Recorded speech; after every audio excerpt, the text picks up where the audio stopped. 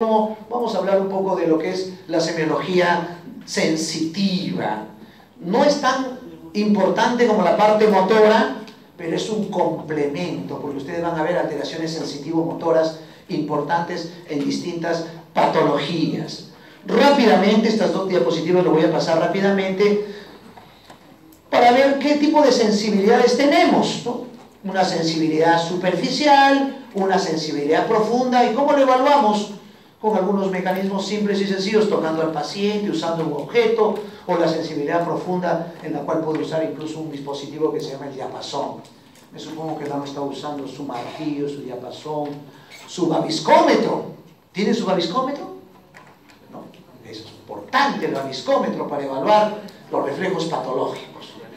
Algunos otros mecanismos, y las vías. Y ya entramos un poquito, esto es un recordaris, ustedes han hecho neuroanatomía y esto pues es netamente un recordaris para ver que hay neuronas primarias, neuronas secundarias, y de acuerdo al nivel, voy a ver, ¿no? Si un paciente viene con cuadriparesia, doctor, problema es médulo-cervical, un TBM, traumatismo vértebro-medular, un tumor que se ha anidado ahí, como una hematomelia, o una siringomelia. Eso es lo que tenemos que aprender en semiología. La semiología no sirve si no se traduce. Que digas, el paciente tiene cuadriparesia. Ya hiciste un paso. Falta el otro. Tiene una cuadriparesia por un traumatismo vértebro-medular. Ahí está.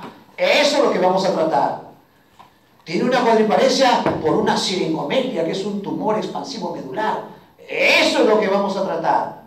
No vamos a tratar la cuadriparesia. ¿Se dan cuenta, muchachos? ¿Se dan cuenta? O si un paciente viene que no puede levantar las piernas, eso es paraparesia, no puede levantar las piernas. Eso es dorsal lumbosacro. Ahí está la lesión. En ese interview anatómico está la lesión.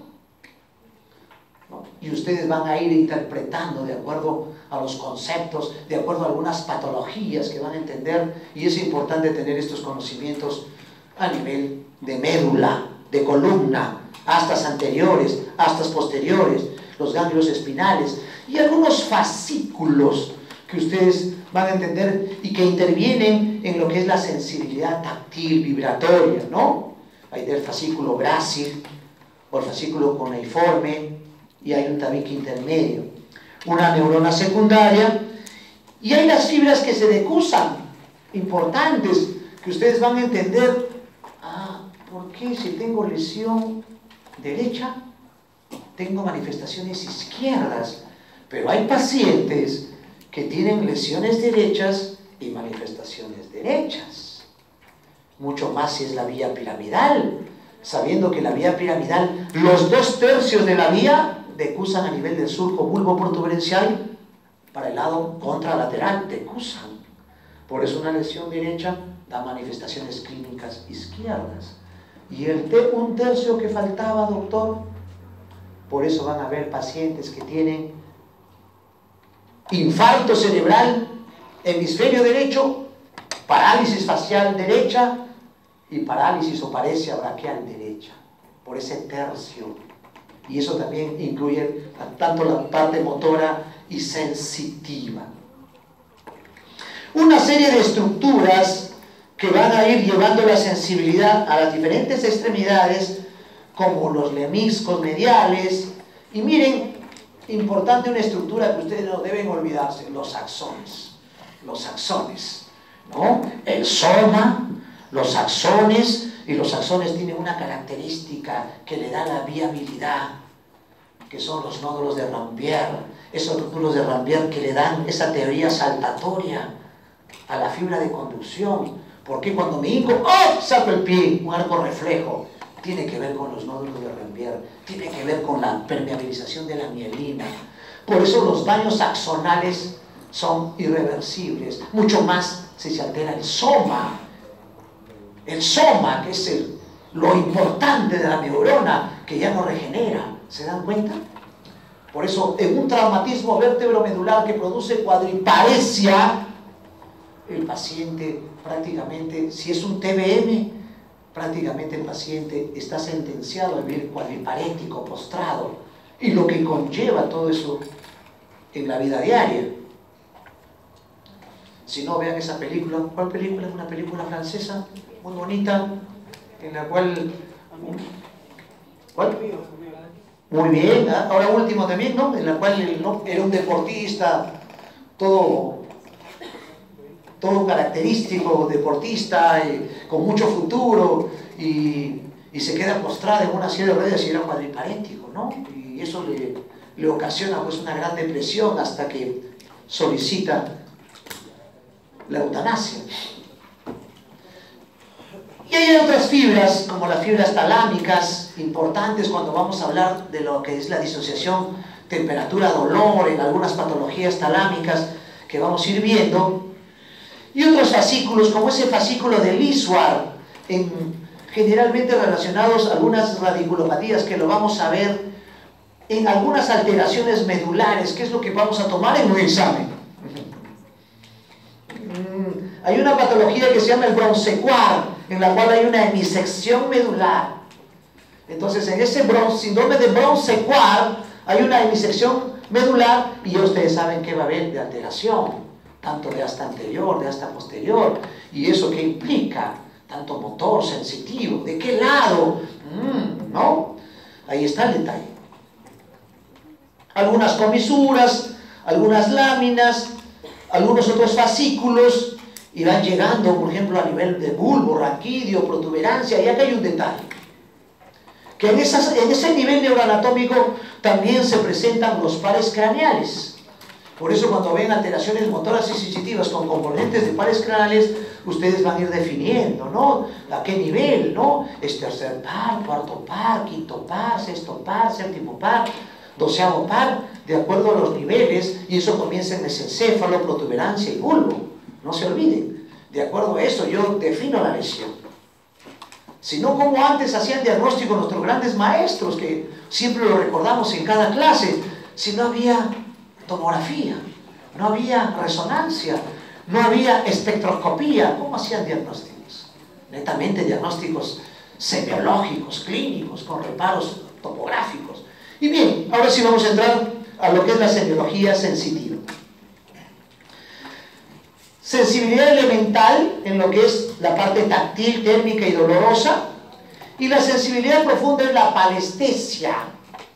Si no encuentro la sensibilidad profunda al diapasón, cuando dice el paciente, cuando le pones el diapasón y dice no siento nada, porque normalmente debe sentir una vibración el paciente, unas cosquillas, doctor tengo cosquillas, ¿no? Entonces eso se llama apalestesia. Y la pregunta podría ser, pacientes evaluados en el examen neurológico se le encuentra alteración de la sensibilidad vibratoria, apalestesia se llama eso. ¿Cuál es su diagnóstico? Es una alteración de los cordones posteriores, de Wolff-Burdach. ¿Cuál es el diagnóstico? Es, por ejemplo, una anemia megaloblástica puede producir esa alteración, la sensibilidad profunda, ¿no? Entonces, para que vean cuán importante, mediante un diagnóstico, mediante un signo semiológico, yo puedo hacer diagnósticos importantes. Las formas gnósicas, ¿no? El reconocimiento de los objetos, ¿no? Cuando voy a evaluar eso, siempre hago cerrar los ojos a los pacientes y le digo, ¿qué objeto tengo en la mano? O tiene en la mano características, forma, tamaño, o sea, todo lo que uno puede interpretar, la gnosia. Si no lo reconozco, sería agnosia, ¿no? O alteraciones agnósicas. Miren, estamos entrando poquito a poquito. Cualquier objeto importante, mediante el tacto, esta es la agnosia, y la posición. Este es importante, ¿no? Cierra el ojito, le digo al paciente, ¿y dónde está su dedito? Arriba. ¿Dónde está su dedito? Abajo, ¿no? Y eso se llama somatognosia, ¿no? Lo ubica, asomatognosia sería, ¿no? ¿Por dónde está el dedito? Arriba. ¿Dónde está el dedito? Abajo. Eso es normal. Pero hay pacientes que no tienen esa percepción. Sería asomatognosia. ¿Qué condiciones debe tener? Pues mire, no el paciente, sino el que examina. De hecho, que debe tener un conocimiento claro, preciso de lo que va a hacer. Si no, el paciente se va a dar cuenta, si con un ojo abierto, ojo cerrado, no, este doctor no sabe. No, me está paseando. ¿No? O sea, tiene que conocer bien lo que quiere explorar y lo que quiere estudiar y por qué, cuál es el motivo. Y hay que explicarle al paciente. Si no, imagínense, no le haríamos todo esto a todos los pacientes. Conocer la metanalización de la distribución de la sensibilidad de todo el cuerpo. Y eso, saber extrapolarlo en lo que ustedes han trabajado en estos 4 meses, que espero que haya sido de su agrado, la historia clínica, que es un documento médico legal. No inducir a la respuesta durante el examen. Esto me hace recordar una anécdota, ¿no? Me fui al Mogrovejo a aprender neurología, netamente neurología, se imaginan, desayuno, almuerzo y cena, neurología. Iba a las 6 de la mañana y salía a las 11. Bueno, ya me quedaba, pues yo me cuadraba, ¿no? Ya se imaginan, ya saben por qué, ¿no? Y entonces, neurología, pues ahí es de todo, ¿no? Entonces, primer día me presento, sí soy de Loaiza, vengo a aprender neurología aquí al Mogrovejo, que es la meca de la neurología en el Perú. Vanagloriándoles, pues, ¿no? Entonces, muy bien, Roberto, ¿no? Te llamo, sí, Roberto. Muy bien, Roberto, ¿qué tiene la paciente? Entonces la veo a la paciente, le pregunto, ¿cómo se llama? Y la paciente comienza a hablar, me llamo Ruth Escalante, tengo 65 años, ya no había cuándo la pare la paciente, ¿no? Y le digo, levante el brazo derecho, y levante el brazo derecho, pero yo le decía, levante el brazo derecho, levantaba el brazo derecho. Entonces, me estaba llamando la atención algo. Muy bien, señor, muy bien, muy bien. Ahora usted, por favor, flexione la pierna izquierda. Y me levantaba el brazo izquierdo, saque la lengua, me abría los ojos y lo que estaba viendo en mis ojos era un Wernicke, una fascia libanesa, no me comprendía nada. Por eso la característica del Wernicke es esa verborreica, ese lenguaje extenso, prolijo, habla rápido, bastante, y eso es el Wernicke, ¿no? Entonces, por eso es importante saber, ¿no? Y no inducir a la respuesta. Si le dices, levante tu brazo derecho, le va a levantar. Igual, persígnase. Si le dices, persígnate, te va a imitar. Pero si le dices, persígnate, hace esto o hace para respuestas. ¿No? O sea, una serie de situaciones. Que el paciente no se canse también, ¿no? Condiciones del paciente, debe estar lúcido, tranquilo, con los ojos cerrados o cubiertos. La exploración táctil es la más sencilla, como los pulpejos, nuestros discos de Merkel, ¿no? Y vamos a ir larvando ese examen simple y sencillo. Vamos a usar un algodón también. Y le dicen al paciente si siente la parte que le estoy tocando. Y así podemos incluso tipificar niveles. Doctor, no siento. De hecho, que el paciente va a estar con una bata, va a estar con un biombo, una serie de condiciones idóneas para evaluar la parte sensitiva. No siento acá, doctor. Entonces ya vas incidiendo, vas viendo topografía de nivel. ¿No? De 5, de 6, L3, L4. Vas definiendo y lo vas poniendo en tu historia clínica. La sensibilidad térmica, uso de agua fría, agua caliente. Traemos el cafecito, la gaseosa helada y ahí comparamos. ¿Ya? Por supuesto, invítero interno. ¿Ya? Exploración de la sensibilidad dolorosa, tenemos pues alfileres para ver sensibilidad dolorosa, hay que explicarle al paciente, porque acuérdense que puede tener hiperestesia, hiperalgesia, entonces primum non nocere, siempre hay que cuidar, hay que pensar que somos nosotros al que están evaluando. Entonces, todos esos detalles lo voy a ir definiendo. Y la sensibilidad profunda, ¿no? Este es el dispositivo que es el diapasón, que me supongo les han presentado, lo tienen, está en la avidez de manejar el diapasón y hacer la sensibilidad profunda, la palestesia. También el reconocimiento de la posición de los dedos, ¿no? Es una exploración de la sensibilidad profunda a nivel del dedo gordo del pie, los lados laterales, y entramos a lo que es la evaluación nóxica o nósica. Y una de ellas es la estereognosia, ¿no? Siempre con los ojos cerrados y hablar sobre la textura, las características, dimensiones, todo lo que uno puede dar de información del objeto que tiene en la mano. Una llave, un lapicero, una pelotita, bueno, una serie de características que ustedes, objetos que van a usar. Incluso le preguntas, ¿para qué sirve? Ya estás evaluando otra esfera, ¿no? La esfera de la parte del lenguaje, del conocimiento. Hay una serie, porque hay pacientes que le das la llave. Sí, es dura, de metal, parece una llave. ¿Para qué sirve? Tiene una agnosia táctil. Tenía una paciente que no podía contar los dedos. Eso se llama acalculia. Y está el diagnóstico, síndrome de Jasman, ¿no? Y así hacemos diagnóstico todos los días, doctores, ¿eh? Bien. El reconocimiento del esquema corporal, eso es una autoevaluación que se le hace, la somatognosia, ¿no? Siempre con los ojos cerrados, la postura, toda una serie de características. Luego entraremos a lo que es las heminegligencias, el síndrome de Anton-Babinski, en la cual el paciente no reconoce la mitad de su cuerpo, sobre todo el cuerpo paralizado. Por ejemplo, por favor, peínese. André, mi peine, bueno, está viejito, ¿qué importa? Y peínese.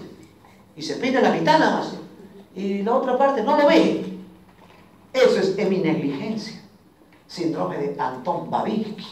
No se puede peinar. Solo la mitad. Grafiestesia, ¿no? Escriben generalmente letras, ¿no? Números, y el paciente tiene que detectar qué letra es una R, es una O, es el número 4, ¿está bien? Pero no lo detecta, se llama agrafestesia, y son alteraciones del índole sensitivo. Y acá vienen los términos que me supongo han estado trabajando todos los días desde el primer día de su clase práctica de semiología neurológica.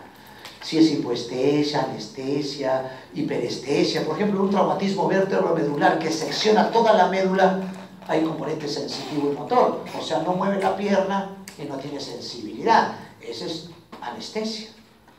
O un paciente que tiene una polineuropatía, hipoestesia. O un paciente que dice, doctor, soy chofer de ruta larga, mala, y ahora ven por qué me duele esto. Está dando todo el dato, prácticamente le das la receta para que se medique. Me duele así, doctor. Comienza acá, se va acá y hasta el dedo gordo. Te está haciendo la anatomía del ciático. Te está haciendo, sin saberlo, te está haciendo la anatomía, ¿no? Y eso te da hiperestesia. Y rápidamente le echas en la camita, tú dirigido, le echas en la camita, levante la piernita, ¡oh, me duele, doctor! Ahí está, la hallé positivo. Y luego sigue levantando la piernita y le agarra el dedo gordo, ¡ah, me duele! Neri positivo. Y luego sigue levantando la piernita y doblo todo el pie. Eso es Bragar, ¿no? Signos radiculopáticos que ustedes, me supongo, lo han hecho en la práctica. Hiperestesia, entonces, hiperestesia. Hay un fenómeno que se presenta en diabéticos que se llama la meralgia, un problema del obturador, el fémuro cutáneo. Acuérdense de su anatomía. El paciente viene con una algia, una intensidad. Meralgia es de meral es de muslo. Algia, doctor, me duele, me muero, tengo una trombosis, tengo un cáncer. Y en realidad es una meralgia, ¿no? Muy frecuente en pacientes diabéticos. Y entramos. Así va a ser el examen, muchachos, así va a ser el examen, patologías simples y sencillas, paciente chofer con dolor, ¿cuál es su diagnóstico? Bragar positivo, Neri positivo. Si le pongo sencillo así, bueno, es fácil, pues, ¿no? Y bueno, entramos a lo que es la parte de la disociación tabética y siringomiélica, dos patologías importantes que dan relevancia a lo que es la sensibilidad superficial, táctil, dolorosa. Y si hay pérdida de la sensibilidad vibratoria, apalestesias. Abatiestesia, noción de la posición de los dedos. ¿Dónde están los dedos? Abatiestesia. O asterognosia, alteración de reconocer los objetos, ya lo hemos mencionado. O asomatognosia, ¿dónde está tu brazo derecho, brazo izquierdo? No reconozco, asomatognosia. Y la grafestesia no identifica figuras, etcétera, letras, etcétera. Anestesia total, tronco, médula, zona lumbar, cervical, ¿no? O sea, los niveles, de acuerdo al componente. Ahí está, ven, la meralgia parestésica, una mononeuropatía, ¿no? Si es una neuropatía muy conocida, ¿no? Doctor, lavo ropa todos los días, ¿no? Se ha malogrado la lavadora. Lavo ropa, doctor, y en la noche, doctor, primero un calambre en las manos y un dolor con hormigueo. Ya está el diagnóstico. Síndrome de túnel carpiano. Hacen el signo de Tinel. Ay, me duele, doctor, igualito. Ahí está el diagnóstico. No, es una neuropatía de atrapamiento. Uno de los más frecuentes. Todos los días lo vemos. Todos los días. Tanto motor y sensitivo. Ahora, la anestesia se puede acompañar también de otros componentes. Ahí está el signo de Tinel. O parestesias, ese término parestesias. Y nos estacionamos medio minuto y es lo que le llamamos nosotros el hormigueo. Hormigueo. ¿Quién no ha tenido hormigueo? Estoy seguro que hago una estadística checklist ahora ustedes. Sí, doctor, antes de un examen sobre todo. ¿Ya? El hormigueo es frecuentísimo. La causa más frecuente de hormigueo en el mundo, ansiedad. ¿Quién no lo ha tenido? Me incluyo. Pero el hormigueo patológico es un hormigueo nocturno, por ejemplo. Ese hormigueo nocturno, con problemas visuales, doctor, esclerosis múltiple, una patología que ustedes deben conocer de ahora. Cuando lleven neurología, lo van a conocer súper bien. Esclerosis múltiple. Paciente joven con problemas visuales y hormigueo, hay que descartar esclerosis múltiple. Hay otra patología que se llama la esclerosis lateral amiotrófica. ¡ELA! No es la que ha faltado hoy de la clase. ELA, la esclerosis lateral amiotrófica, tiene dos características. Tiene componente de primera y de segunda neurona. ¿Qué? O sea, voy a encontrar Babinski, Trommer y voy a encontrar atrofia. Babinski, Trommer, primera neurona. Atrofia, segunda neurona. Voy a encontrar fasciculaciones, segunda neurona. Voy a encontrar clonus, primera neurona. Eso es el ELA, la esclerosis lateral amiotrófica. Dos enfermedades inmunológicas, sobre todo la esclerosis múltiple, muy severas, irreversibles, incurables, ¿no? Y nos vamos un poquito a lo que le gusta el cine, ¿no? Rook Reeves, el que fue Superman, tuvo ELA y falleció de ELA, ¿no? Acuérdense de Superman, de que el 80. Muy bien, vamos. Importante la evaluación, ¿no? La evaluación, por ejemplo, para túnel carpiano, ¿no? La evaluación de la sensibilidad de la parte motora. Pues a nivel de todo el brazo, una plexopatía o una mononeuropatía, plexos. Por eso tengo que evaluar qué segmento. Igual en la parte inferior, acuérdense de las radiculopatías, de las neuropatías, de las mononeuritis múltiple que se presenta también en diabéticos, o también a nivel radicular o a nivel de pares craneales como el trigémino, el famoso dolor intenso. Dice que es el dolor uno de los dolores más intensos en medicina, 100 veces más que un dolor de muela, la neuralgia del trigémino.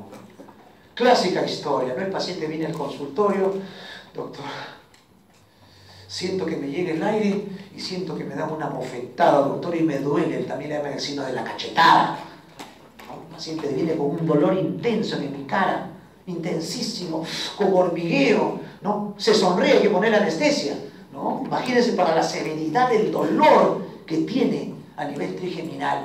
Y ustedes agarran los puntos trigeminales y tiene un dolor intenso, la sensibilidad y una hiperestesia, neuralgia del trigémino. Y acuérdense que el trigémino tiene un núcleo central, que es el núcleo de Gasser o de Geiser. Incluso para curar esa neuralgia del trigémino, tienes que bloquear ese núcleo de Geiser, hacer una cirugía ahí, a ese nivel, para que vean la complejidad. Y a nivel facial también. radiografía importante porque les voy a comentar un caso. Creo que con los casos uno se queda mejor lo que es la semiología porque es bastante árida, bastante. Hay que saberlo llevar, hay que saber transmitir, cómo llegar al alumno para que sea útil. Y es por eso que el examen va a tener ese fin. Doctor, vengo porque me duele el cuello, doctor, acá me duele. La cervicalgia es frecuentísimo. Y acuérdense que a nivel de S1 hasta S3 hay un nervio radicular que sale, es el nervio de Arnold. Y cuando el paciente viene con un dolor intenso y le toca, me duele, doctor, ahí está el punto de Arnold. La neuralgia de Arnold, una radiculopatía superior cervical. Mucho cuidado. Hace un mes vino una paciente que no podía mover el cuello, pero no lo tenía lateralizado, para pensar en una patología del nervio espinal. No puedo, aire, ¿no? Si no, el paciente no podía flexionar el cuello. Entonces lo examina un residente ávido en semiología neurológica. Doctor, tiene rigidez de nuca, no puede doblar el cuello, es una meningitis. Y en realidad lo que tenía el paciente era una neuralgia de Arnold. La neuralgia de Arnold puede producir una contractura paravertebral y el paciente no puede flexionar el cuello. La rigidez de nuca tiene otro contexto. El paciente tiene fiebre, tiene fotofobia, tiene vómitos. Eso es una meningitis. Fotofobia, que le molesta la luz. Está así. Está cerrando los ojos porque le molesta la luz. Eso es un cuadro meningio, ¿no? Entonces, ¿cuán importante es la evaluación neurológica y la interpretación? Esto es lo que le llaman la metamerización o la segmentación. Esto tiene milenios. Los chinos, la cultura asiática lo practica hasta la actualidad. En eso se basa la acupuntura, que no es nada místico, es parte neuroanatómica nada más. Este es de cajón, tienen que saber lo que es la disociación siringomiélica, donde hay una pérdida de la sensibilidad térmica y dolorosa y una conservación de la sensibilidad táctil, o sea, superficial, simétrica, y esto revela una lesión intramedular. Va a haber manifestaciones de acuerdo al nivel de lesión, si es cervical, si es dorsal, si es lumbar, o sea, dónde se ubica la lesión. Y de acuerdo a eso van a tener manifestaciones de los segmentos. La disociación tabética, que también es motivo de pregunta de examen, mucho más en este capítulo, ¿no? Ahí hay una alteración o pérdida de la sensibilidad vibratoria y dolorosa. Y se conserva la sensibilidad térmica y táctil, ¿no? Entonces, un paciente de 25 años, ¿no? Con alteraciones de la sensibilidad vibratoria, dolorosa, ¿no? O sea, se puede plantear una enfermedad tabética, una siringomelia, un tumor intramedular, el famoso tabes dorsal, el tabes. Y en estos pacientes también hacemos lo que llamamos el romber, el firmes, ¿no? El paciente normal hace firmes y se mantiene. El paciente con romper hace esto, ¿no? Mucho cuidado cuando hagan romper, ¿eh? El otro día un paciente vino con romper y salió tequeado, ¿ya? Porque no el interno, el alumno tiene que estar atrás, pues atento que no se caiga el paciente. O sea, hay que prevenir todos esos detalles. Felicito su motivación de aprender, lo felicito, muchachos, yo estoy con ustedes, pero siempre primum non nocere, primero no hacer daño, siempre.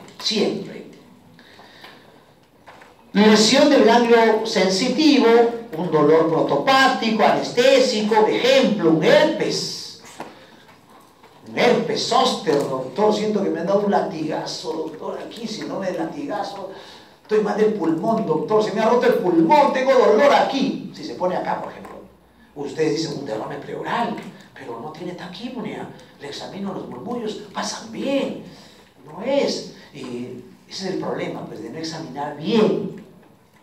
Destapan la blusa, el polo, ahí están las vesículas saludando, hola, soy herpes, ¿no? Ahí está. ¿No? O si se deposita acá, doctor, tengo un infarto, por favor, trombolíciame. Y algunas veces cuando el médico no examina, dice un dolor intensísimo, me muero, doctor, me muero, me duele. El médico se asusta y de frente pide trombólisis. Viene el familiar con sus 2 frascos de trombólisis y dijeron herpes. Así lo vieron. Ya, herpes. Para que vean, muchachos, hay que examinar. Por favor, el herpes zóster. El último herpes zóster que he tenido ha sido hace 2 meses. Una paciente que ha estado 24 horas en una emergencia de un hospital, no voy a decir dónde, que acerca, ¿ya? Dolor abdominal, apendicitis aguda, casi lo opera, felizmente que no lo opera. El herpes comenzó atrás y se quedó ahí. Y tenía un dolor aquí en fosa ilíaca derecha la paciente, es una apendicitis, vamos a monitorizarla, pero no tiene algunos detalles de la apendicitis. La apendicitis tiene una característica clínica, dolor acá y dolor acá. Si el dolor comienza acá, no es apendicitis. Quiero que entiendan la nosología, el comportamiento de las enfermedades. El que conoce el comportamiento no se equivoca, hace diagnóstico de todas las patologías. El comportamiento es conocer el ritmo circadiano de la enfermedad. Por ejemplo, el herpes zóster comienza en la parte posterior, metamerización, y por eso le duele el tórax, le duele el corazón, le duele el abdomen. La paciente estuvo 24 horas en emergencia pensando que es una apendicitis. Felizmente digo, no lo operaron. No era una apendicitis, era un herpes que estaba irradiando el dolor para este lado por la metamerización. Herpes, no examinaron. Muy bien, vamos a pasar al otro capítulo. Ya nos vamos.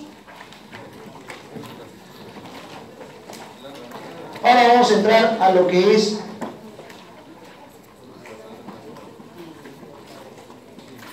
los síndromes demenciales.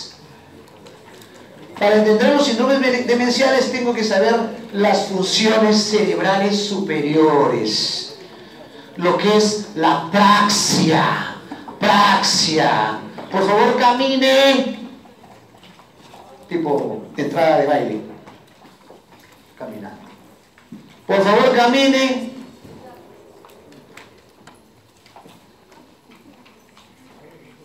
Apraxia de marcha. Por favor, a esto. Paciente. Ideatoria. Por favor, agarre una hoja. Dibuje una casa. Igualita, le dibujo una casa yo. Dibuje. Apraxia constructiva. Y así hablaremos de una serie de apraxias que hay. Apraxias, ¿ah? No, porque lo que decía, si lo hace, sería praxia. Es una función superior. ¿Y por qué comienzo así, doctores? Porque tiene que conocer eso para entender para detectar una demencia. Si no, ¿cómo voy a saber que el paciente tiene un cuadro demencial? Ejemplo, un Alzheimer. Ejemplo, demencia de Devic o Pick.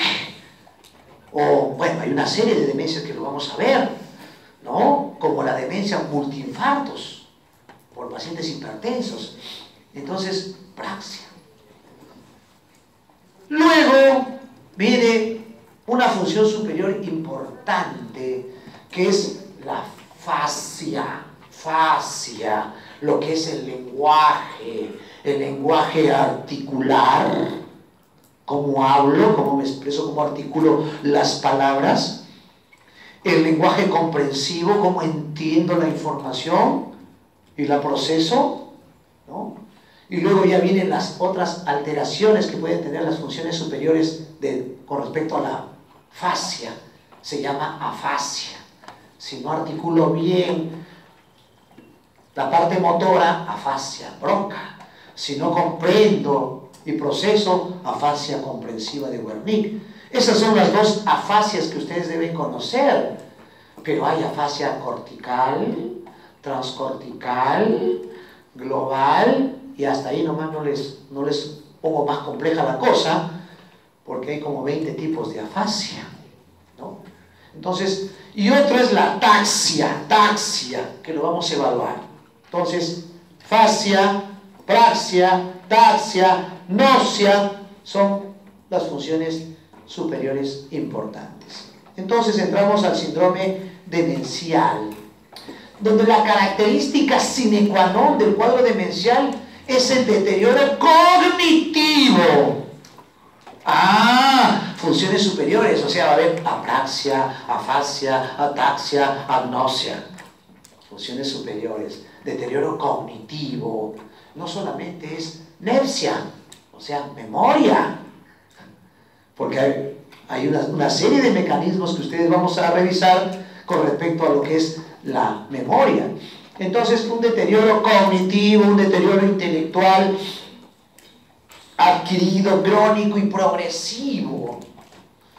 ¿Por qué lo recalco y lo atiborro y lo repito?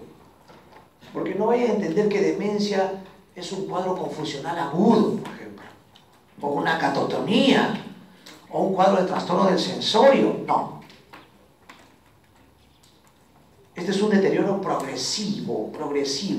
O sea, doctor, ¿no hay una demencia aguda? Desde el punto de vista clínico, no. Generalmente es crónico y progresivo. Los eventos que ustedes están viendo ahí son cuadros confusionales agudos que pueden tener una estirpe psiquiátrica, psicosis, neurosis, esquizofrenia, o problemas metabólicos como la hipoglicemia, la hiponatremia, la hipercapnia, la encefalopatía hepática, que dan cuadros confusionales agudos, pero no son cuadros demenciales. Y que altera su interacción con el entorno social. Y los primeros que evidencian esas falencias, esos deterioros cognitivos, es los que viven con la paciente o el paciente. Y esto me hace recordar a una pacientita que cumplía 80 años. Ya se imaginan, 80 años, tenía 10 hijos, le hicieron una gran fiesta, como hora loca, todo. Llegaron los charros, ya llegaba a las 12 de la noche, textual. Y la paciente se emocionó tanto que hizo una encopresis en plena fiesta. ¿Qué es eso? Muy bien, para ser finos. Defecó en plena fiesta la abuelita. Malogró, ya hasta el buffet. ¿Ya? ¿Qué pasó? ¿Qué pasó con la mamá, con la nona, los nietos preocupados? Ya no era loca. Se habían puesto la mascarita, todas las gorritas, todo. Entonces la llevan a la emergencia, la paciente. ¿Quién estaba de guardia? ¿Ya? Doctora Vilet, muy bien, gracias. Entonces llamó la atención ese dato, doctor, pero no hay demencia aguda, doctor, no pierda la noción. Entonces comienzo a conversar porque el detalle es, doctor, tenemos mi mamá, no sé qué está pasando, doctor, estamos preocupados. Oye, es su cumpleaños, cumple 80 años, y ha pasado este evento, doctor, un evento que no quiero, ya se imaginan, todos los invitados se fueron. ¿Ya? Entonces, entrevista, anamnesis a la paciente, no, pues, definitivamente, anamnesis indirecta. Cuénteme, ¿cómo ha estado estos 3 últimos meses? Sí, doctor, se olvidaba por momentos las cosas, pero no hemos hecho, pensábamos que estaba tan emocionada porque venía su cumpleaños. Lo que sí notamos, doctor, que comenzó a tener marcha lenta. Ya estaba la apraxia de marcha, ¿ven? Marcha lenta, pesante, y comenzaba a tener mucha labilidad, se ponía a llorar, veía las fotos cuando era joven, se ponía a llorar. Melancolía, es un dato importantísimo. La melancolía, la nostalgia, son pródromos de cuadros demenciales. ¿Ya? Mucho cuidado, sobre todo si tienen un paciente de adulto mayor. Eso es unas características importantes. Y también se confundía, por ejemplo, a mi hermano Carlos le decía Luis, a mi hermano Luis le decía Carlos, se confundían los nombres de las fechas. Entonces ya había una historia, un background previo. La encopresis fue detonante, ya era el iceberg, ¿no? Ya estaba. Y entonces, doctor, estamos preocupados. Entonces, en realidad ya había un deterioro cognitivo. La paciente estaba entrando en un cuadro demencial. Y este cuadro demencial es uno de los pocos que es reversible, muchachos. El famoso Hacking Adams. Hacking Adams, con H. Hacking Adams, revísenlo, se van a sorprender. El síndrome de Hacking Adams es aquel aquel cuadro demencial que puede ser reversible. ¿Por qué? Porque es una hidrocefalia normotensiva. Ah, doctor, o sea, cura la hidrocefalia, le ponen una valvulita que se llama Pudens y se cura. Sí. Mejor memoria que el doctor Avilés después de una guardia. Ya se imaginan. Y ahí tienen un ejemplo que la demencia se puede curar. Demencia reversible. Otro cuadro demencial que he tenido con algunas características, hablando de cuadros de síndromes demenciales, mucho cuidado, por favor, con las dietas. Con las dietas, mucho cuidado. Hacer dieta no es dejar de comer. Hacer dieta no es dejar de comer cárnicos. Tuve una paciente que iba a cumplir sus bodas de plata y quería, pues, primero que al esposo le entre el saco y a la esposa le entre el vestido, obvias razones, ¿no? Y mesé alto. Entonces hicieron dieta, ambos. Pero parece que lo tomó mucho más con seriedad la esposa, la dieta, que dejó de comer cárnicos y comenzó a tener alteraciones de la memoria anterógrada, retrógrada. Anterógrada es cuando le dices una cosa y a las 2 horas, ¿qué me dijiste? ¿Dónde lo dejé? Y retrógrada es la más frecuente, que te olvidas las fechas, los cumpleaños anteriores. Y viene hacia mi consultorio porque había ido a 3 psiquiatras.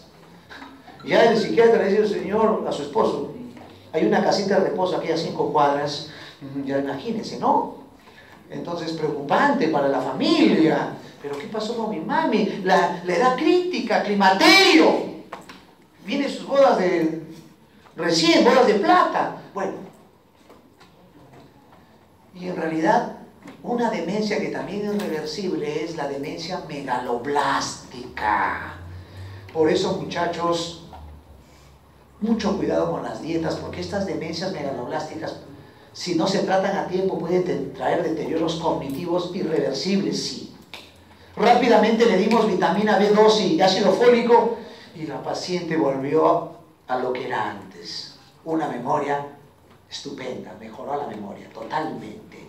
Son los 2 ejemplos, el Hackey Adams y la megaloblástica, las demencias reversibles. ¿Hay una más? ¿Le digo?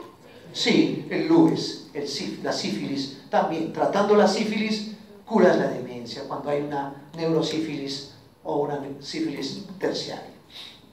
Entonces, ¿qué dice? Lo que les he hablado, ¿no? Fascia, lenguaje, funciones cognitivas, memoria, atención, capacidad visoespacial, juicio, razonamiento, ¿no? Por ejemplo, le sacas el peine o el lapicero, muy bien, es un lapicero, bien, la felicito. ¿Para qué sirve? O sea, el uso.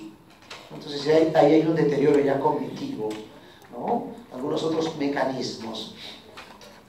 Náusea, praxia. Factores de riesgo hay varios, ¿no? Genéticos, el grupo etario, alguna trisomía, traumatismos. Me olvidaba otra. Y esto le pasó a un colega de mi promoción, cardiólogo, muy bueno, de los buenos. ¿Ya? Entonces, su papá cardiólogo también seguía la secuencia familiar. Entonces, un día su papi atiende a una paciente, ya estaba teniendo pocos pacientes por la edad, entonces se le cae el bolígrafo en su escritorio, entonces se le cae, se golpea. Banal, no le da importancia. Pasó 1 mes, 2 meses, 3 meses, entonces la enfermera que le evaluó al paciente tomando el electrocardiograma, doctor, ya tengo el electro. Agarra el electro. Me cuenta mi compañero, porque me cuenta toda la historia. Yo soy médico de su familia. ¿Qué? No sabía leer el electro. Un médico cardiólogo de más o menos 45 años de cardiólogo. ¿Qué? Se comenzó a asustar en plena consulta. Ya se imagina a su paciente. Llamaron a su hijo que es cardiólogo para que lo reemplace. No podía leer el electro. No sabía qué era la onda QRST. ¿Para qué servía? Bueno. Día siguiente. Viene un paciente. Muy bien, doctor. He traído mi ecocardiograma. No podía leer el ecocardiograma. Sabía ver un ecocardiograma, pero no lo podía interpretar, razonar, sacar un juicio. Ahí sí se asustó el doctor. Lo llamó a su hijo y su hijo vino inmediatamente. está pasando esto, no me siento bien. Entonces, mi compañero de promoción dice, un Alzheimer, papá, Alzheimer. Y ya se imagina su papá, un Alzheimer, ya etiquetado con Alzheimer. Va al psiquiatra, Alzheimer, ¿no? Y nadie le daba importancia a ese evento de hace 2 o 3 o 4 meses, de ese golpecito. Hay una patología que se llama hematoma subdural crónico. El hematoma subdural crónico puede producir también un cuadro demencial. Le operaron su hematoma, chao demencia, imagínense. En las mejores casas sucede, ¿no? Por eso mi abuela decía, en casa de arriero, cuchillo de palo. Ya, no se olviden, nos hizo su diagnóstico. Historias, traumas, golpes, secuelas, boxeadores. El boxeo trae 2 secuelas, ¿no? El cuadro demencial y una muy característica, lo hemos tenido hace poco, creo que hace 1 año, 2 años falleció, ¿no? Muhammad Ali, boxeador de los grandes, ¿no? Esas grandes peleas de la década del 70, ¿no? En la cual ganó muchas medallas y coronas. Hizo un cuadro demencial y Parkinson. Son los 2 efectos de ser boxeador. Hipoglicemia crónica. Hipoglicemia. ¿Pero quiénes hacen hipoglicemia crónica? Ah, doctor, los que usan insulina. Sí, es un factor. Pero los que hacen más hipoglicemia crónica son los pacientes que tienen un tumor a nivel del páncreas que se llama insulinoma, que libera insulinas y hacen hipoglicemias intermitentes. Y esto va ocasionando un deterioro cognitivo en el paciente. Entonces, la historia, los antecedentes. OH.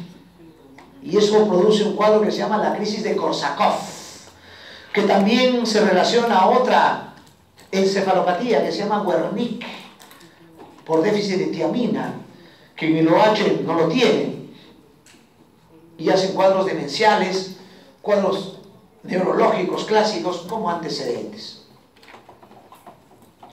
Pero no nos olvidemos que también hay un deterioro fisiológico, así como la piel, los huesitos, también la parte cerebral se deteriora anatómicamente normal. O sea, uno dice, pero sí, son los olvidos benignos, que es parte de la evolución. No van a esperar que un paciente de 95 años tenga una memoria lúcida totalmente. Entonces, todos esos detalles hay que evaluar. Por eso es el todo. Siempre en medicina es el todo, la evaluación completa. Si tengo solamente un paciente que tiene olvidos, pero que tiene buena marcha, buena praxis dilatoria, ideomotriz, constructiva, buen lenguaje, entonces estaríamos ante un cuadro de olvido benigno, muy frecuente en pacientes longevos. Y acá tenemos una serie de patologías y el examen va a ser así, ¿no? El cuadro demencial más frecuente, ahí lo tienen, el Alzheimer, ¿no? La enfermedad de Alzheimer, que tiene múltiples teorías, ¿no? Predisposición, antecedentes de diabetes, depósitos de cuerpos amiloides, una serie de teorías que explican el Alzheimer. Este es otro cuadro que quiero que lo fijen, los infartos cerebrales. Tiene un epónimo, síndrome de Binswanger. El síndrome de Binswanger, acuérdense el nombrecito, por algo les digo, ¿ya? Infartos múltiples es una causa de demencia vascular. Ese paciente que tiene fibrilación auricular, ese paciente que tiene arritmias, ese paciente hipertenso crónico, hace síndrome de Binswanger o infartos o multiinfartos o infartos lacunares. Las demencias por cuerpos de Lewy, generalmente las situaciones se altera la praxia, la ataxia, la afasia, y esto llama la atención en gente que no está en ese grupo etario, porque el Alzheimer es más de 65 años. Los cuerpos de Lewy lo pueden encontrar en gente mucho más joven. Por eso si les pongo, paciente de 49 años, con alteración de apraxia, memoria, problema cognitivo, diagnóstico probable es, ya tienen ahí una serie de diagnósticos a plantear con mucha certeza. O el antecedente, ahí está el famoso Hacking-Adams, hidrocefalia normotensiva, metástasis, demencias frontotemporales, la enfermedad de Parkinson, que en las etapas finales van al cuadro demencial, al deterioro cognitivo. No solamente es la bradicidesia, no solamente es la aquinesia, no solamente es la marcha festinante característica del Parkinson, no solamente es la micrografía, o sea, la letra pequeñita, tengo que agarrar una lupa para ver la letra del paciente parkinsoniano, no solamente es el signo de la rueda dentada o de la navaja o el tubo de plomo de agua característico y pregunta de examen, no, del Parkinson, sino hay una serie de características como el cuadro demencial. Igual la enfermedad de Pick, cuando ven un cuadro demencial en gente joven, Pick. Y esto es un fenómeno que apareció, un boom, en la década, a comienzos del año 2000, lo que es las enfermedades priónicas. Creutzfeldt-Jakob, ¿no? Como ejemplo, ¿no? Relacionado a unos depósitos fibrilares que dan un cuadro demencial.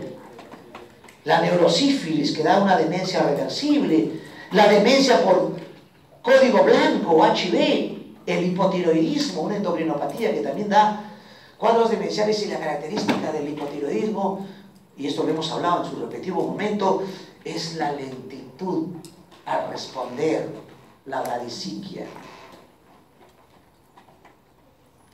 Le das la llave al paciente hipotiroideo, ¿qué es esto? Una llave, bradisíquico. O sea, la respuesta es lenta. Eso es bradisiquia al accionar, bradisiquia al hablar, y mucho más si tiene macroglosia, movimientos. Toda una característica que ustedes lo evidencian. Esto es lo que le digo, cuidado con las dietas, vitamina B12, B6, ácido fólico, ¿no? Deficiencias. Las meningitis no tratables, sobre todo las meningitis tuberculosas, muy frecuente en nuestras latitudes. Y esto es lo que le digo, acuérdense del cardiólogo, hematoma subdural crónico.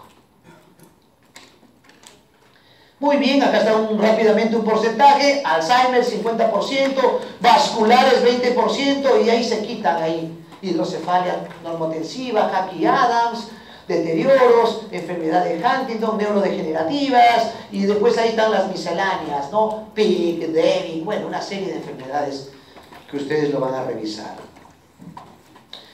Funciones cerebrales superiores: lenguaje, fascia, memoria, lote, orientación en tiempo, espacio, persona, lo que ustedes se entrevistan desde la primera instancia con sus pacientes, la atención que te toma tu paciente cuando tú lo evalúes o le preguntas, náuseas, praxias, una serie de evaluaciones hasta que llegó Wernicke y Broca, miren, ¿no? En la historia de la medicina, ¿no? Se juntaron y vieron pues que tenían algunas características. Pacientes que tenían alteraciones frontales o habían tenido traumatismos frontales dejaban de hablar. Por eso la fascia de Broca es por lesión frontal o frontotemporal. Y pacientes que tenían alteraciones a nivel temporoparietales dejaban de entender el lenguaje. Ahí viene el Wernicke. Y hay un fascículo, el fascículo arcuato, el que une, por eso se llama afasia de conducción, que une la Broca y Wernicke con esas características, ¿no? Entonces, cuán importante se ha hecho estos conocimientos de la historia de la medicina, sabiendo que la dominancia es importante. El zurdo tiene mayor hemisferio dominante que el derecho. Por eso hay pacientes que tienen infartos, hemorragias y tienen buena fascia. Pero hay pacientes que tienen un pequeño infarto y tienen una fascia global, tanto de Wernicke como de Broca, ¿no? Para que entiendan ese mecanismo. Por eso, en su historia clínica, ustedes tienen que poner dominancia. ¿Dónde? En la filiación. En la historia clínica neurológica, dominancia. ¿Es diestro o zurdo? Y con eso ustedes van a tener un mejor enfoque. Ahí está. Las ubicaciones. El área del lenguaje, ¿no? Tanto temporal, frontal y parietal. Un detalle, y acá está justamente lo que le digo del zurdo. Por eso el zurdo tiene un plus. Los felicito a los que son zurdos. Yo siempre quise ser zurdo. Agarraba la pelota con la zurda, pero se me volteaba, ¿ya? Entonces, el zurdo tiene un plus. Lo vivo in situ con mi hijo. Mi hijo se quejaba, papá, tú eres diestro y yo soy zurdo, papá, la carpeta, la lonche, bueno, toda una serie de cositas, ¿no? Ahora cuando aprenda a manejar, ¿cómo es? ¿No? Entonces se somatiza el zurdo, le digo, pero hay un día del zurdo, ya viene, el día del zurdo, entonces lo entusiasmo a mi hijo, ¿no? Y le digo, pero debes estar agradecido a Dios, debes agradecer a Dios todos los días que eres zurdo, el zurdo tiene un plus. Muhammad Ali, zurdo, el mejor tenista, zurdo, el mejor futbolista fue zurdo, Pelé, aunque Pelé era ambidiestro, derecha e izquierda, ¿no? Entonces tiene un plus el ser zurdo. Y es importante, ¿cómo puede venir, por ejemplo, un ejemplo, ¿no? Cuando hablamos de circulaciones cerebrales, digo, cerebral anterior, cerebral media y cerebral posterior. Ah, qué sencillo. Ah, entonces si le digo, paciente con alteración de la cerebral anterior, ¿cuál será su sintomatología? Fácil, pues, doctor. Cerebral anterior, frontal, motor puro. Cerebral media, motor puro y afasia. Cerebral medio silviana, Wernicke, conducción y sensitivo y motor. O sea, sensitivo y motor va a ser la silviana.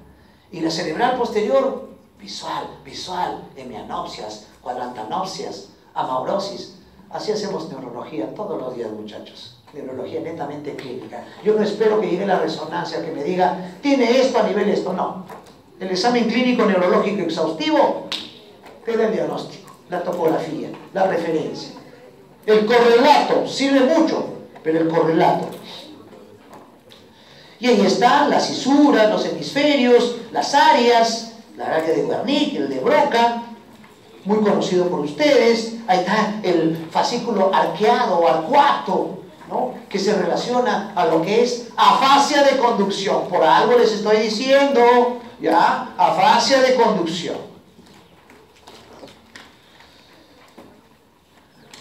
Estos son estudios que se han hecho en pacientes con espectroscopía para ver las zonas alteradas del lenguaje. Y evaluamos el lenguaje por su nivel de sonido fonético. ¿Qué fonemas usa el paciente? El léxico. Y esto me hace recordar al ingeniero Vargas, un pacientito estrella. Es un pacientito que hizo un stroke isquémico, ingeniero, excelentísimo matemático, sabía mucho de su profesión, o sabe mucho de su profesión, y le dio un stroke. O sea, en el término sencillo, un derrame cerebral. Y afectó sus áreas de lenguaje. Pero tenía un léxico, imagínense, ¿no? Antes que le dé el stroke, me decía, había confianza. Roberto, ¿no? Sí, Roberto. Sí, ingeniero, dígame con confianza. Roberto, mira, se me adormece la mano aquí en las noches. Creo que tengo una parestesia. Debe ser de un nervio. Imagínense, era ingeniero y sabía medicina, muchachos. Alucinante. Su léxico era variado. Teníamos punto de conversación. Hablamos de fútbol, Champions League, hablamos hasta de Chollywood. ¿Ya? Ya se imagina. O sea, su léxico. Por eso el léxico. Entonces, cuando se le evaluaba la afasia, él tenía sinónimos. Se esforzaba en hacer sinónimos o para respuestas para mitigar su afasia. Por eso el léxico es importante, los sinónimos, los antónimos, los parónimos. O sea, estaba tan atiborrado de ello que su afasia de Broca era casi sutil. O sea, tendríamos que hacer una evaluación por un afasiólogo. Ese es el término del neurólogo que se dedica a la vez lenguaje. Yo le voy a contar el anécdota que me acompañó en mi promoción un ratito. Para detectar muy sutilmente, tiene Broca, tiene Wernicke, tiene nominal, tiene global, ¿no? Son afasias, tiene transcortical, cortical, o sea, hay ciertos procedimientos. Bueno, ¿y por qué les digo? Porque mi compañera de promoción es neuróloga y ha hecho un observer, un fellow de afasia en Francia, en Montpellier. ¿Saben cuántos años se quedó solamente estudiando afasias? 2 años. Desayuno, almuerzo y cena. Para que vean, muchachos, cuán complejo es el lenguaje. Entonces ella es neuróloga, 2 puntos, afasióloga.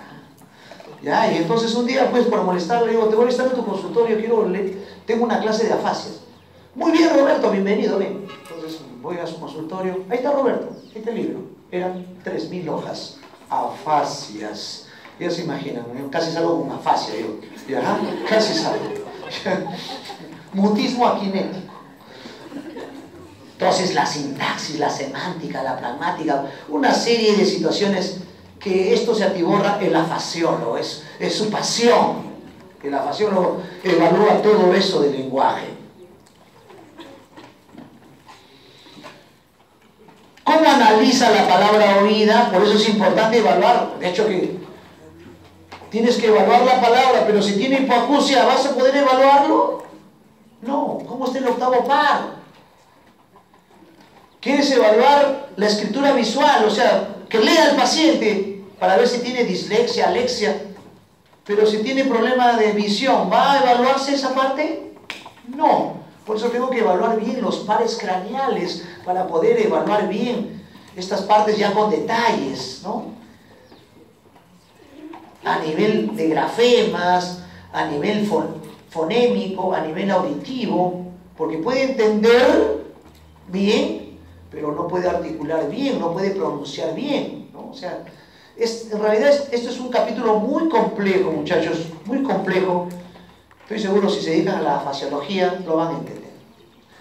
¿Ya? Aspectos a evaluar: la expresión oral, repetición, eso de la ecolalia, ¿no? ¿Qué te he dicho?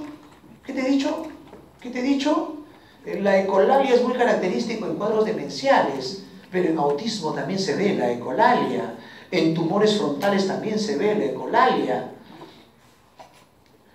La comprensión oral, la lectura, la escritura, la lectoescritura, o sea, todo se evalúa. Había un paciente que esto es pregunta de examen, ¿ah? Paciente que viene con movimientos cervicales crónicos, como tics, y cada vez que se molesta hace un lenguaje coprolálico. ¿Cuál es el diagnóstico? Gilles-Tauret. Muy bien, lo felicito, doctor. Síndrome de Gilles-Tauret es la característica, la coprolalia. Y me olvidaba, ¿se acuerdan de la abuelita que malogró su hora loca? Ya, es lo que me olvidé decirles. Su hija nunca le había escuchado a su mamá los ajos y cebollas, y notó en los últimos meses que hablaba, tenía un lenguaje replánico, verborreico, coprolálico, o sea, dos puntos visuales. Coprolalia también se asocia a demencia, y también a Jackie Adams. Coprolalia. En tumores frontales también se puede ver con coprolalia. Se ve la afluencia de la palabra, la velocidad de la palabra, la cantidad de palabras, o sea, se le hace una evaluación. O de repente el paciente tiene, ¿cómo te llamas, Roberto? ¿A qué te dedicas? Soy médico. O sea, lacónico. Laconismo. O sea, nada. Lenguaje muy puntual, ¿no? Entonces todo eso tengo que ver en lo que le llaman el lenguaje telegráfico, ¿no? Y vienen algunas situaciones como las parafasias, gerfasias, neologismos, ejemplo, ¿no? La chiforímpula. Dice, doctor, me acordé del Chavo. Eso es un neologismo, no existe esa palabra, es una invención. La chiripiorca, el neologismo, esos son neologismos. Gerfasias, jergas, manjas, ¿no? O sea, una serie de situaciones. En realidad, es una clase completa de una semana para hablar y hacer ejemplos de las parafasias, de las gerfasias, de las pararespuestas, ¿no? ¿Cómo te llamas? Soy hincha de la U, dice así, ¿no? O sea, pararespuestas, o sea, dice una cosa por otra, ¿no? O sea, una serie de situaciones que lo van a ir evaluando. O anomias, tiene dificultad de buscar la palabra. ¿Qué palabra te digo? Es algo que sirve para cortar. ¿Qué palabra te digo? Es corta y hinca. Cuchillo, pues, ¿no? Anomias, ¿no? Anomias. O circunda, un circunloquio. Me iba, pero me estoy yendo, pero al final regreso, ¿no? Circunloquio, ¿no? O también, o lo que le llaman el típico, ¿no? ¿Quién es circunloquio? Ejemplo, Cantinflas. ¿no? Un lenguaje, por eso en el diccionario Larousse, el lenguaje cantinflesco, ¿no? El lenguaje, ¿no? Me alegro y estoy triste, dice, ¿no? ¿Ya? Repetición de sílabas, pseudopalabras, o sea, falsas palabras, palabras concretas o frases, una serie de situaciones en las cuales se van alterando en la evaluación del lenguaje. Visuoespacial, ¿no? O sea, ¿qué es esto? Un objeto mediano, parece, o sea, no descifra, ¿no? ¿Para qué sirve? Entonces lo vas haciendo más complejo.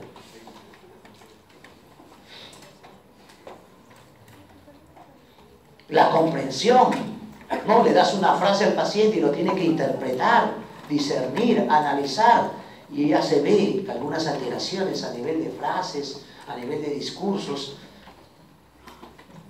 La lectura, le hacemos leer y vemos si discrimina, si comprende. La escritura, ¿no? La escritura. Y esto me hace recordar a una pacientita, justamente la heminegligencia. ¿Se acuerdan cuando hicimos asomatognosia? ¿No reconocía? Entonces, por favor escriba. ¿Cómo se llama usted? Me llamo Rita. Muy bien, Rita. Escriba su nombre. Le damos la hojita. Agarraba la hojita. En vez de escribir Rita, escribía R-I, y acá no veía T-A. O sea, tenía toda la hoja, pero solamente escribía la mitad, ¿no? Esa es una negligencia, ¿no? Esa es una alteración también de la escritura. La micrografía, por ejemplo, letra pequeñita, el Parkinson. Ahí están las áreas ya repetidas. La memoria, ¿dónde está la memoria? Y acá hay varios ejemplos de memoria, ¿no? Dice, por ejemplo, a los 9 años se cayó de la bicicleta, quedó inconsciente por 5 minutos. Tuvo epilepsia desde los 10 años y a los 27 años la epilepsia se hizo refractaria impidiéndole trabajar. Por la cual le hicieron pues una serie de tratamientos hasta que le hicieron una hemisección, una lobectomía, que antiguamente era la parte del tratamiento de los pacientes con epilepsia refractaria, que aparte del electroshock, aparte de los medicamentos antiepilépticos. Y entonces ahí descubrieron algunas situaciones en las cuales el paciente quedaba totalmente amnésico, o sea, no se recordaba de nada, de nada. Entonces ahí demuestran que a dónde están las áreas, qué estructuras participan en esas áreas, ¿no? El hipocampo, la comisura, las circunvalaciones.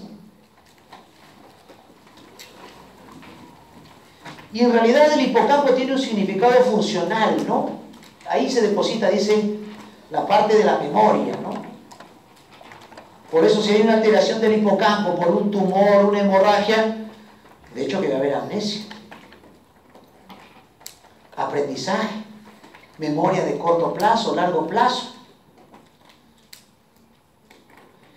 Y acá vamos a ir a encontrar que el paciente, cuando uno evalúa, ¿no? Se le dice, por ejemplo, entra al consultorio y le dice, le voy a mostrar 3 objetos, muy bien, sacas un lapicero, sacas una llave, sacas un peine, muy bien. ¿Qué es? Un lapicero, una llave y un peine, muy bien. Vamos a continuar con la evaluación y en 20 minutos le voy a preguntar qué objetos tenía. ¿No? Entonces, pasan los 20 minutos y el paciente no se acuerda de los objetos, o de la palabra que les dice que repita, o de la palabra escrita, ¿no? O sea, una serie de detalles, ¿no? Tanto de la memoria explícita o implícita. Se le pregunta de algunos hechos, acontecimientos, ¿no? Cumpleaños, algún evento, alguna catástrofe, ¿no? Algún evento importante deportivo, o sea, alguna serie de eventos que Se le pregunta al paciente, pero se olvidan rápidamente. Memorias episódicas, en la cual el paciente, ¿no?, por ejemplo, dice la memoria de los hechos y acontecimientos que le suceden a una persona, a ella, ¿no?, eventos importantes también. Ubicación temporoespacial, ¿dónde fue? ¿Qué año fue? ¿Qué sucedió? ¿Con quién estuvo? ¿No? Todos esos detalles que se van apuntando.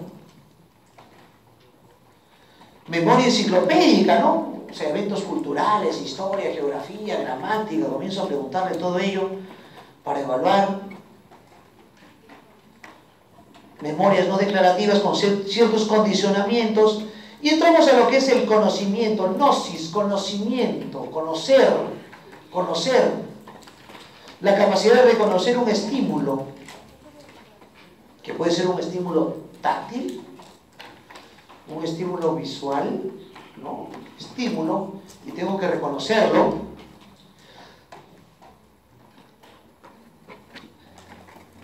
No nos olvidemos los hemisferios. Por ejemplo, el hemisferio derecho construye el todo de un objeto a partir del ascenso-percepción. Esto es una evaluación visoespacial o visoespacial. Categoriza y clasifica los objetos. Esto es importante porque si tengo un infarto, una neurocisticercosis, una hemorragia, un tumor, entonces va a haber alteración de la nocia y va a depender en qué ubicación topográfica, si es derecha, izquierda, o si es en ambos. Y ahí está, ¿no?, la somatognosia, la esterognosia, que lo hemos hablado en la parte sensitiva, y luego la gnosia visual. Ah, eso es un retroproyector, ¿no? Es un ventilador, es una pizarra. Gnosia visual. Cierre los ojos. ¿Qué escucha? Le emite un sonido, una música, con una letra. ¿Qué dijo? ¿No? O sea, todos esos detalles. Cierre los ojitos, saque la lengua. Sabor dulce, salado, insípido, características. O un aroma. Hay el famoso síndrome de calma. El síndrome de calma, así va a venir, ¿ya? El paciente no huele, pues tiene anosmia. No detecta, anosmia, síndrome de calma, problema olfatorio.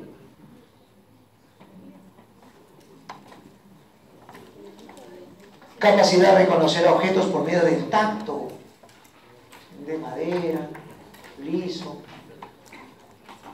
tiene borde. Asterognosia, somatognosia, conocer su propio cuerpo, ya lo hemos hablado, la alteración será somatognosia.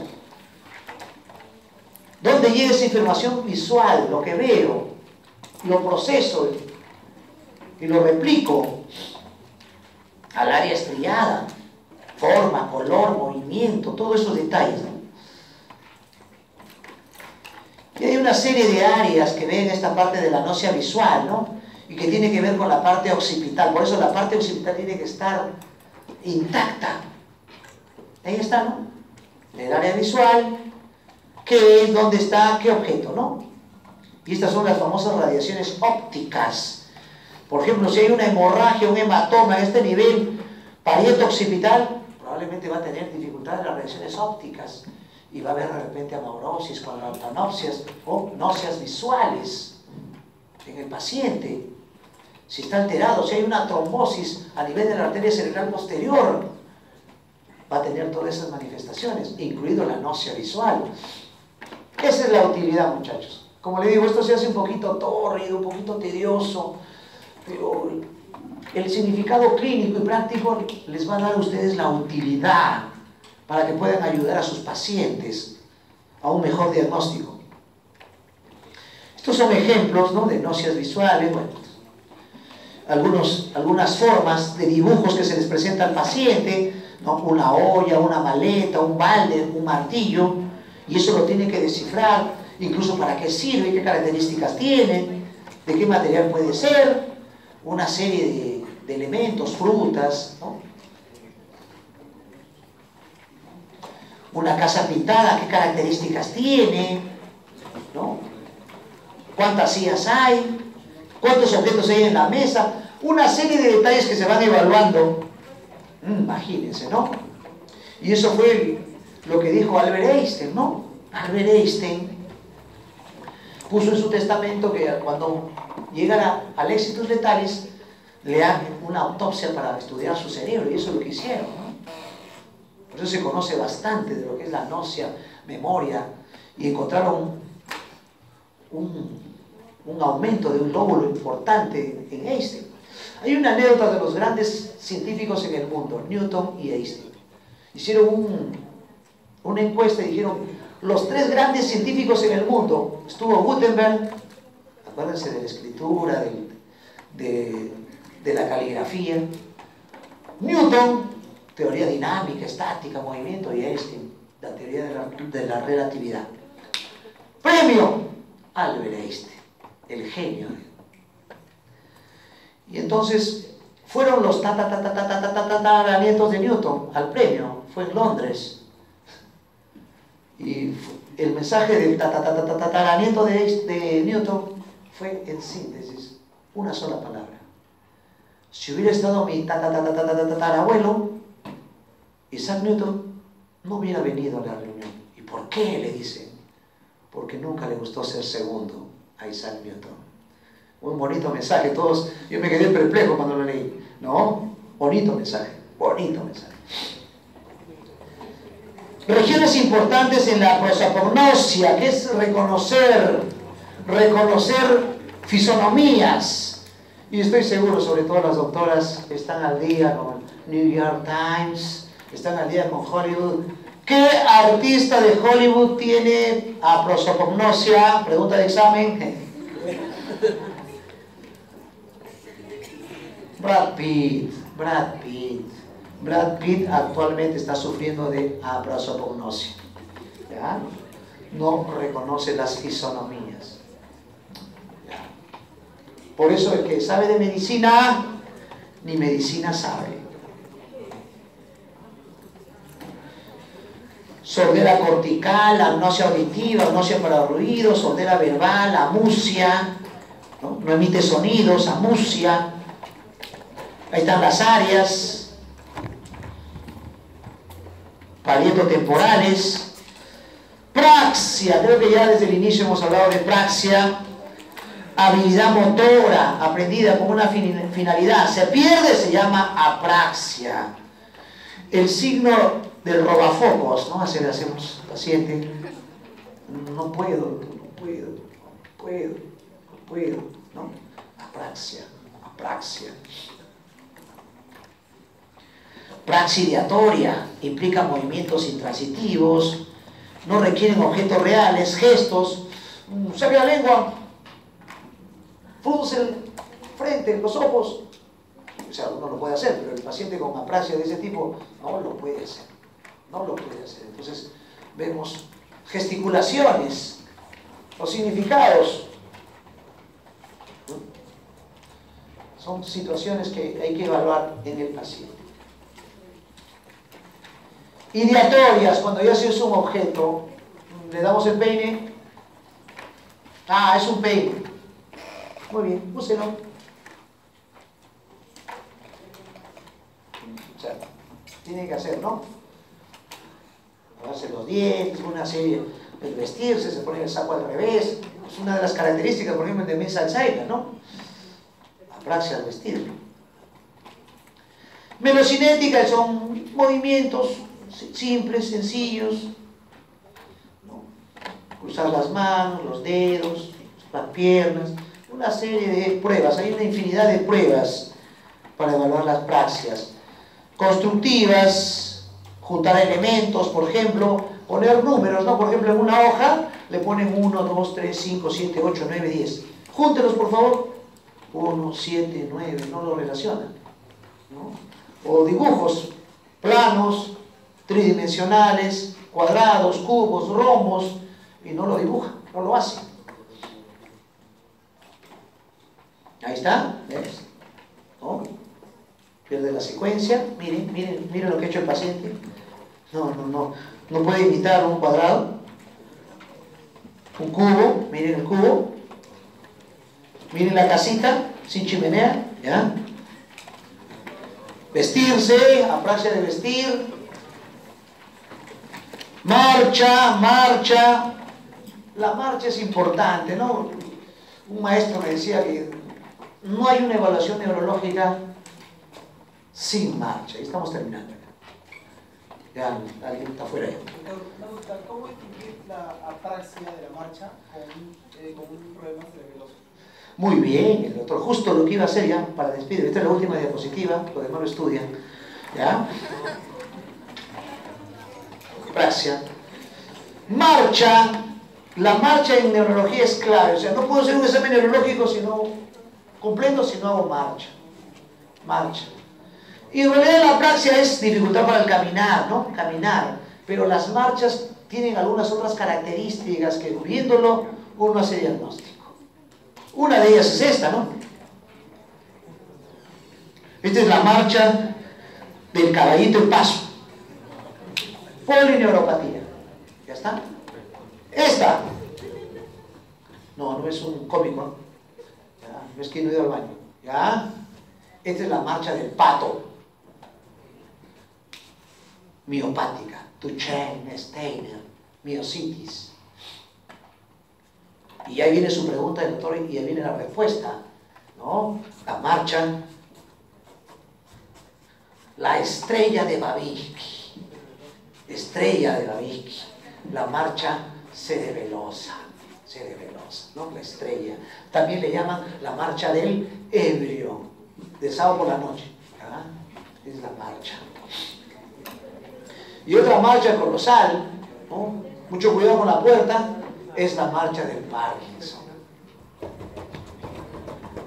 La marcha festinante, si no hay puerta al otro lado y ventana, ya fue, se va. ¿Ya? Marcha festinante, ¿no? Y tiene otra característica, la marcha del Parkinson, ¿no? Es la abrazada. La abrazada. Uno cuando camina, mire la abrazada, ¿no? Movimiento de la abrazada. El paciente Parkinson no pierde la abrazada. Pierde la abrazada. Y el Parkinson generalmente no comienza así. No, ese se llama Parkinson avanzado. El Parkinson es hemiparkinsoniano, o sea, la mitad. Por eso van a ver, el paciente mueve esta mano, pero esta pierde la abrazada de un hemicuerpo. Hemiparkinson, ¿no? Entonces, esa es la marcha cerebelosa, la marcha de estrella de Babinski. No se confundan con Anton Babinski, en mi negligencia. No se confundan con el signo de Babinski, que es síndrome piramidal, estrella de Babinski. Muy bien, pasamos rápidamente, estamos en hora. La atención, habilidad para concentrar, la experiencia perceptiva, atención selectiva, dividida, sostenida, para procesar información, seleccionar información y mantener ese conocimiento, ese concepto. Y algunas redes, algunas situaciones anatómicas que tienen que ver con la corteza, la parte parietal, algunos núcleos, redes anteriores, sobre todo a nivel del lóbulo frontal. Y la tercera red tiene que ver con la vigilancia, la alerta. Estoy alerta, un tsunami, ¿no? Estoy alerta, ¿no?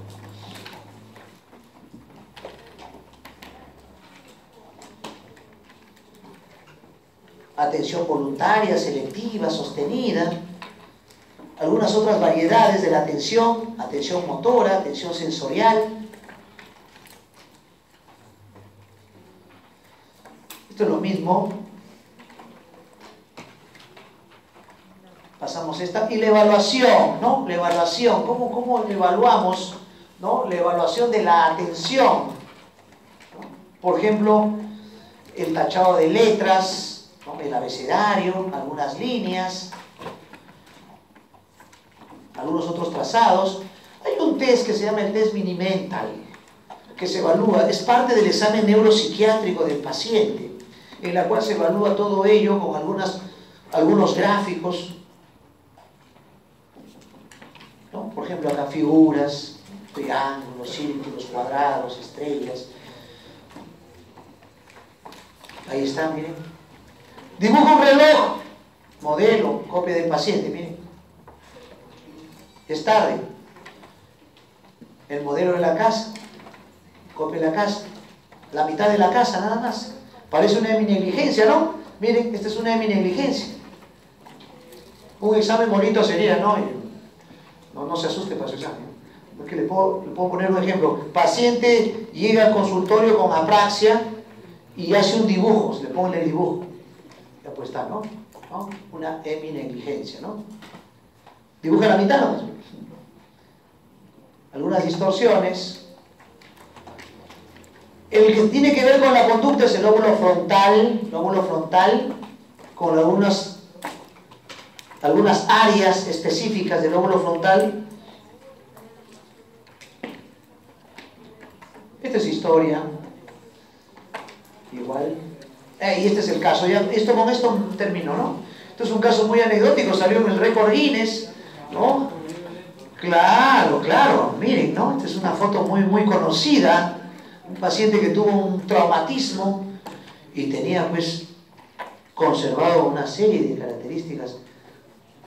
Y notaron que el paciente, que era muy culto, muy centrado, muy equilibrado, comenzó a tener lenguaje coprolálico, comenzó a tener irritabilidad, justamente alteraciones de su comportamiento, de su conducta, justamente por la parte frontal.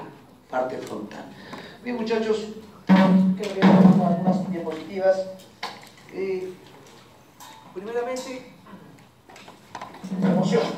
Primeramente agradecerles por estos 4 meses. Espero que hayan aprendido semiología. La semiología es el curso de la profesión, el curso de la carrera. Creo que les dije desde el primer día y lo vuelvo a decir hoy como epílogo y colofón de mi participación. Nos estaremos viendo en agosto, como le digo, ya están las clases, ya está todo listo para comenzar en agosto. Disfruten de sus mini vacaciones, espero que estudiando, repasando semiología, muchachos, semiología, porque cuando comencemos con neumología, doctor, semiología respiratoria, no una neumonía, un derrame pleural, un asma, una atelectasia, y tengo que saber semiología y fisiopatología. Lean su farmacología, porque medicina interna se sostiene en farmacología terapéutica como parte. Ustedes ya, ahora, tienen que saber diagnosticar. Síndromes, diagnósticos nosológicos, hasta ahí. En medicina interna les enseñaremos a diagnósticos diferenciales, a terapéutica y plan de trabajo. Bien, muchachos, muchas bendiciones, éxitos, buenas noches. Gracias.